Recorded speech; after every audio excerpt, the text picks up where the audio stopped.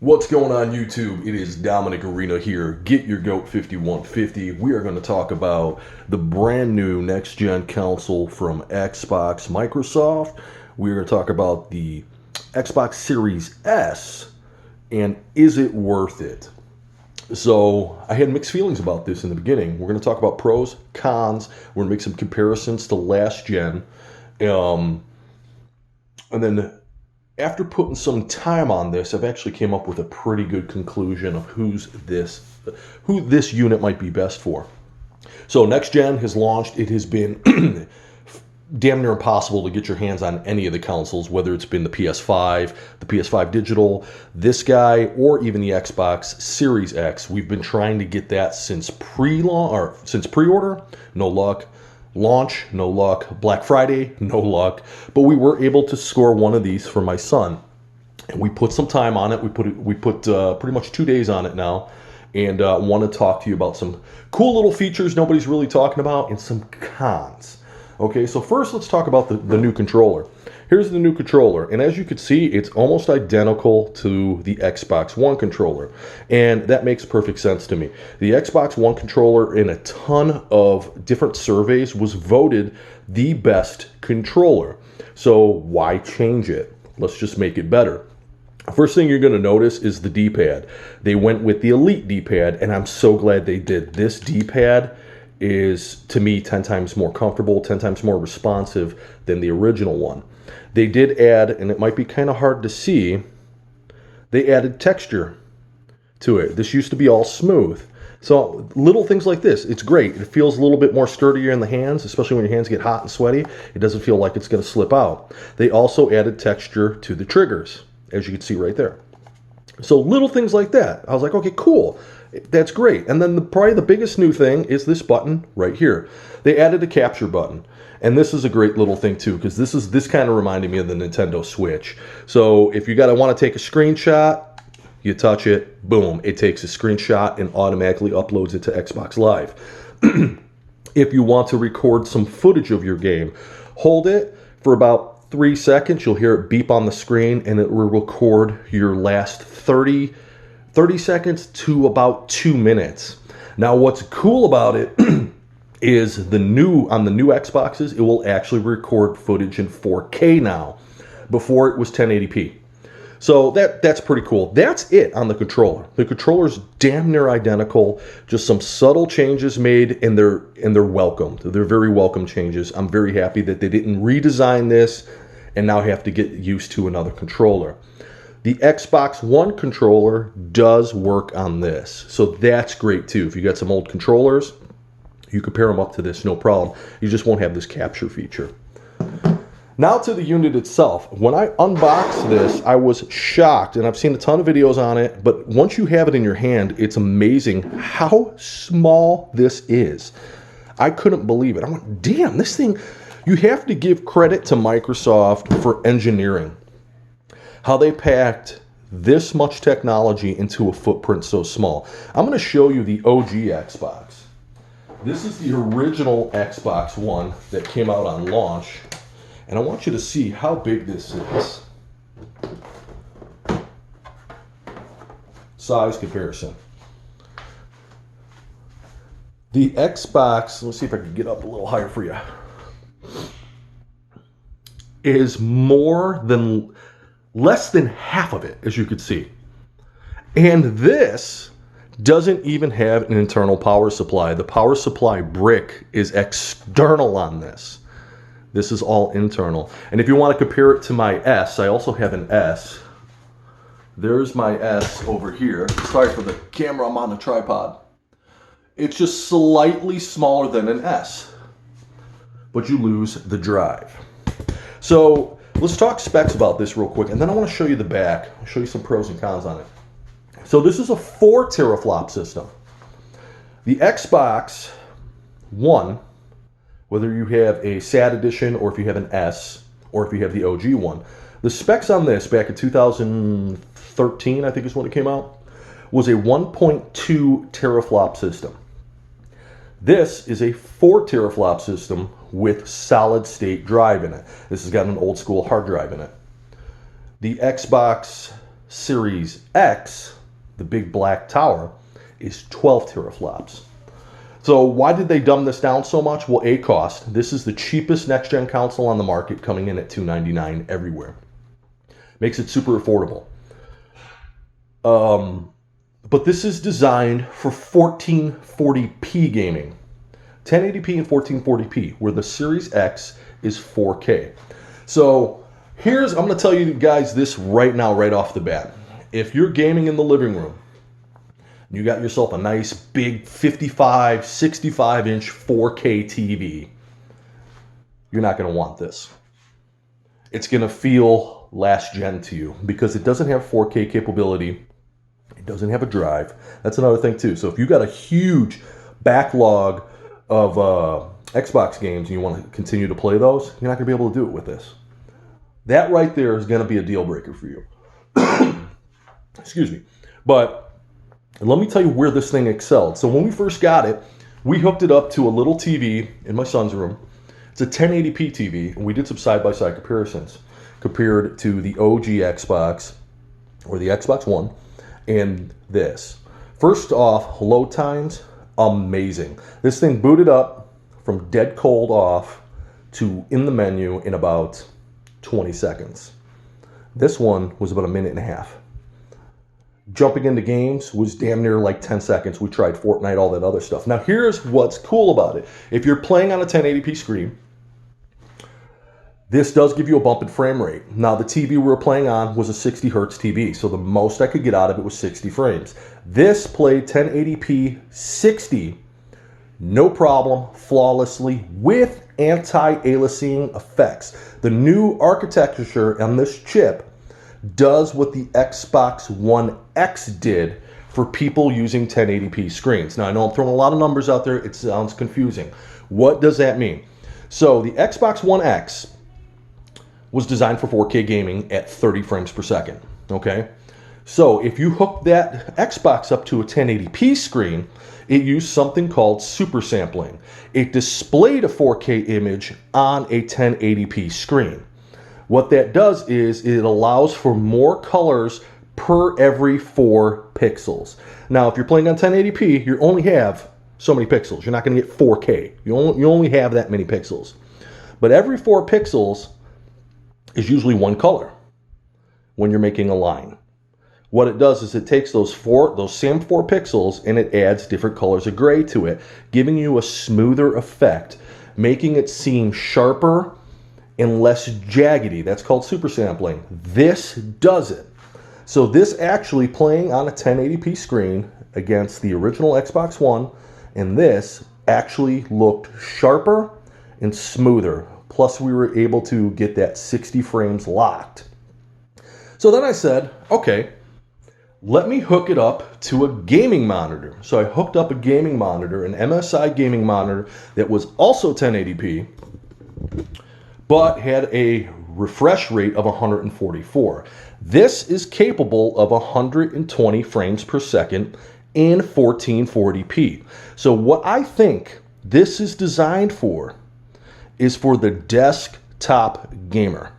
If you are a desktop gamer like myself, I have a PC and I have my Xbox hooked up and my PC hooked up, and I sit at a desk this far away playing video games on a smaller screen, 27-inch, this is going to be the console for you, especially at $299, because you are going to be able to achieve 1440p at up to 120 frames per second. So once I did that, and I hooked this up to a gaming monitor, we were able to get those higher refresh rates in 1080p, which looked very PC-like, just at a lower resolution.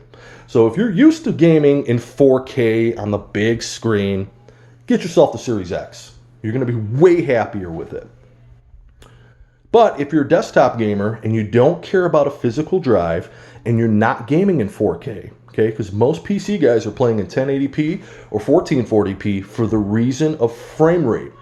They want those 120 frames per second, those 144s. Now we're getting there. Now I dare you to find a PC at $299 that can do that. It's damn near impossible. Now here's a couple things I want to talk to you guys about. I want to show you the back of the unit. Here's the back of the unit. Very plain and simple. We have an Ethernet port. It does have Wi-Fi, so you can use it Wi-Fi, but you have Ethernet. You have two USB ports. We have the HDMI to the monitor or the television, and then we have a proprietary storage expansion, and this is made for the Seagate solid state storage, and we'll talk about that in a second. The front of the unit does have an extra USB port. You got your pairing button, and you got your power on and off. There's your fan, right? Which it's kind of ugly. You know, I wish they would have just made this an Xbox logo. That would have been cool. But here's the thing. If you have, this has 512 gigs, by the way. This is not a terabyte. If you have one of those old, even a new one, if you have one of those Seagate expandable external storage, some of them were hard drives, some of them were solid state, but they connect to the console through USB.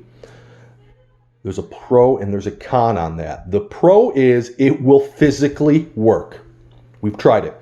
It will physically work. You can store games on that, plug it in through USB, and it will work. The con is they are capped at 60 frames per second. You're not going to get that 1440p 120. You're going to get 1080p 60 because the USB, whether it's the front or the back, does not have the proper bandwidth to play those games. Now, if you spend the $220 to get the expansion, then you unlock the full potential of it. You're going to get the full potential of the console. And this has to do with the Series X also. So I get why Microsoft did it. They did it to make it foolproof, right? They don't want people tearing the console apart and actually installing memory. Instead, they made a proprietary card that slides in, you don't remove it, you get an extra terabyte, turning the storage into 1.5, which is great. I get it. But the problem is because it's proprietary and it's a unique type of storage, it's $220 to get that extra memory on it. But keep in mind, that's going to be the only memory that allows you full capability of the console. Okay. Another thing I'm a little disappointed on is if you look at the back of the Xbox One, the S and the X, last gen, we're losing a feature back here. And I'll just show you on this one, even though this one's old school. Let's take a look at the back of this real quick. Look at all those ports. We got power. We have an HDMI pass-through, which they got rid of. Right? And optical. They got rid of the optical. So, and that's on all the Xboxes. The optical's on the S, the optical's also on the One X. They got rid of optical, and the only audio out on the new Series S and the new One X is the HDMI. That's not a deal breaker for most people, but I can understand how that can be frustrating for streamers who want to run the optical out into some type of soundboard. You can't do that anymore. You're going to have to find a way to do it from HDMI. So that's a little frustrating for that, but more consumer friendly because it's one cable. Literally, one cable is your audio and your video, the whole 9 yards. Now, let's talk about some of the features inside, which I can't really show you. Oh, I do want to show this too real quick. There is rubber feet on this, which I didn't know. Rubber feet allows you to stack it up this way on your desk. Or you lay it flat like this. And it's a small footprint. Another reason why I think this is great for desktop gamers and not as the main console for the living room. You're going to be disappointed, especially if you've been playing in 4K. Desktop gamers that want high frames and a lower resolution like 1440p or 1080p, this is going to be great for them. I couldn't believe how smooth it was on the MSI monitor and how fast it was. He was jumping into games, played some Call of Duty, played some Fortnite, played a whole bunch of shit. He was jumping into games and sitting in the lobby waiting at least 30 seconds before anybody else was playing on the OG Xbox. So it was stupid fast. I'm very impressed with it. Now, there are some hidden features in here which I do want to talk about. I can't really show you them. I just have to talk about them. There's new HDR tech in this, which I'm very happy with. They have something in this model called Auto HDR. You go into your settings, you turn it on, And games that have already been optimized for auto HDR will work. Now, before, on the old Xbox One and all that stuff, and even the PS4, they have HDR10. This still recognizes HDR10 and allows you to turn it on if the TV is compatible with HDR10. Auto HDR will work on monitors. They have HDR 400 and 600. It automatically recognizes it, and the game has already been coded for it. It just, boom, it just works. That's a plus. Another thing this thing has is new audio tech. So before, on the old Xboxes, you had basically a high compression stereo, and then you had Windows Sonic, stuff like that. This has the new Dolby Atmos and the new DTS-X in it. There's a trick to it, and I was shocked. This blew me away when I saw this, okay? If you go in and you turn this on, now it will work out through the HDMI, and it also works on your headphones. If you go in and turn those on, it's going to make you download an app. It's a small app that stores into the Xbox memory. The Dolby Atmos app and the DTS app. Takes a couple minutes to download it, super small file. And what it is a decoder for those surround sounds. Here's the fucking catch that blew me away. It costs $15 to use the app. Could not believe that. There's a licensing fee. It's a one-time cost, but it's $15, which blew me away for this decoder. And yes, once you get it, it will, if you have a sound bar that can do Atmos or a home theater that do Atmos, it will decode it from the Xbox, send it out through HDMI, and then you're going to get that Dolby Atmos sound. If you have headphones, it will do a headphone version of Atmos to your headphones or a headphone version of DTS-X. $15 each.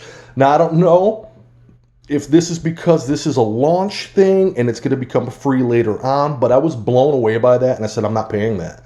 I'm not paying $15 for some licensing agreement to use a decoder. So if you guys, anybody that owns something like this, found a way around that or can explain why they're doing this, I would love to know, because I was actually shocked. I'm like, really? You're going to include a feature and make me pay a one-time fee to use it? Just out of principle, I said, no, I'm not doing that.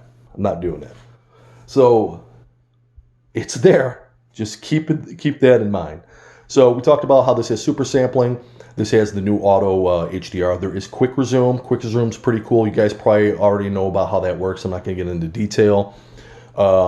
We do have new audio features on this, which there's some stupid fucking fee for it.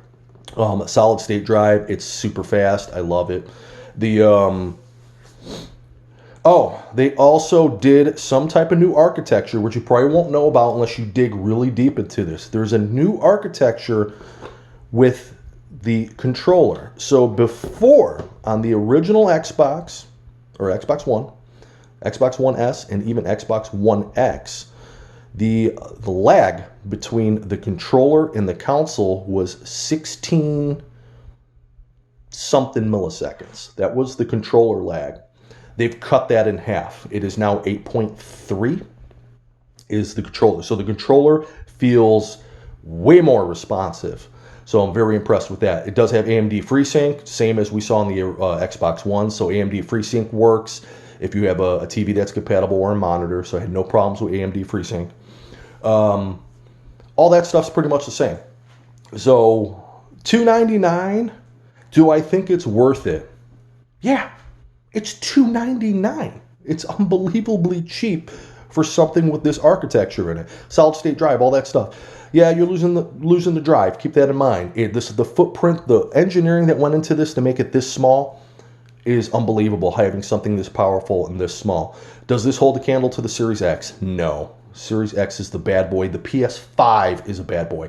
This is for a desktop gamer who's not using a 4K screen, who's using 1080p, and they just want those frame rates. They want those high frame rates. They could give a rat's ass about 4K. This is a great option because I can't think of a PC that can do these specs under $300. So that's pretty much it. I think I nailed everything. I just want to talk to you guys about that licensing on the audio. Want to talk to you about some of the Seagate stuff. I don't know if I mentioned earlier, but I said it will work. You're capped. So keep that in mind. You're not going to get the 120 frames, or you're not going to even get high resolutions like 1440p. Use the expandable storage. Another thing too, I want you guys just to keep in mind, we're still in the launch phase on both PlayStation and Xbox. We're still in the launch phase. There's only a handful of games that are optimized for this. Okay, so playing some older games, you're probably not going to notice a huge difference. Maybe some super sampling effects and bump ups from 30 frames to 60 frames. But it's going to be about Q2 of 2021 before we actually see what these new consoles are really capable of. Does have ray tracing. That's a huge upgrade from last gen, is ray tracing, especially at this price point. Fortnite does not recognize ray tracing yet, but it does on my PC. So Fortnite has not optimized ray tracing for the Xbox yet. But Gears 5 works, the ray tracing works now. I am a little confused though. There's one title, Devil May Cry 5. The ray tracing works on the Series X, but doesn't work on this. So I don't know why. That's the only title that is optimized for ray tracing. It does not work on this model, but works on the Series X. I don't know why they did that. But there's about 10 games now that the ray tracing works. That's another plus to this unit, especially for desktop gamers, all that good stuff. You're going to get ray tracing. It does work on Gears 5. Fortnite hasn't unlocked it yet. But yeah, that's it. I'm just kind of rambling. Just going to talk to you guys about this real quick. I've only had it for 2 days, and just some of the stuff I noticed. So if there's questions, something I might have missed, or something you want me to elaborate more on, hit me up in the comments. Let me know. Also, hit that subscribe button. It helps me out a lot, helps my channel grow, helps me get some better damn equipment. And I'll catch you guys later, man. Hit me up on Twitter and Instagram. I'll put those my handles in the description below, and I will catch you guys on the next one. Until then, peace and hair grease. Bye.